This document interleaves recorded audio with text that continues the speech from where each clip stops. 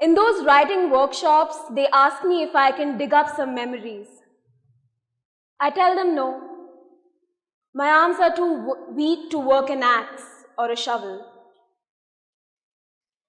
They ask me if I can open a couple of closets.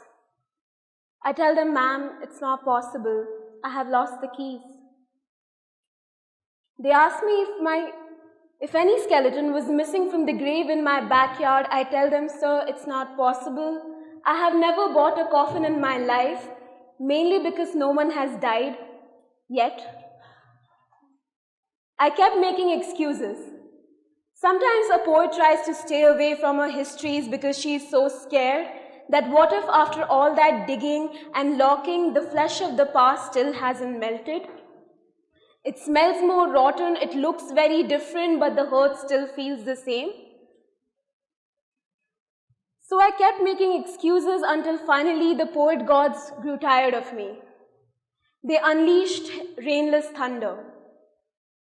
For a week I only heard wordless sounds clanging against sounds night and day continuously against my window and my will. Whenever I tried thundering back, it backfired. It would boomerang itself to hit back at me. You see, when the poet gods are upset, they are not upset because of you, they are upset for you. I realize there's no point trying to rebuttal.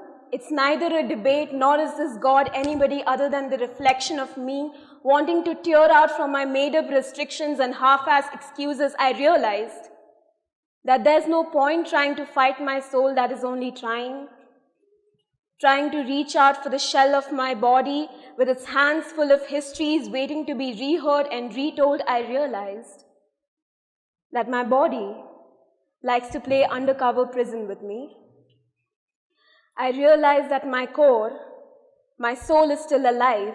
It smells of oppression, but it's still alive. It refuses to be dead, therefore it is still alive. It is a rebel, which is why it is still alive. It holds on to memories. My soul had my back even when my body turned her back on her, and yet it is still alive. I also realize that there's a way out of this narrative. It's possible for us to be friends again. So tonight, while I'm on my way home, I will buy me a shovel. I will search for the keys. I will create a reunion playlist of poems we both knew the lines by heart, of histories of heartbreak and betrayal and past lovers over whom we stupidly fought. I will brew hot cups of ginger tea as we sort our issues through. I hope my soul is free tonight. After all that burying and closeting, she's ought to be mad at me, but I still hope that when I ask her, she will say yes. So tonight, don't expect me to pick any calls or read any DMs. After being disloyal to loyalty for so long, I'm going to have a lot of catching up to do.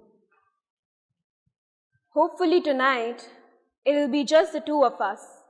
Hopefully tonight, my handwritten apologies choking on itself would be enough for forgiveness.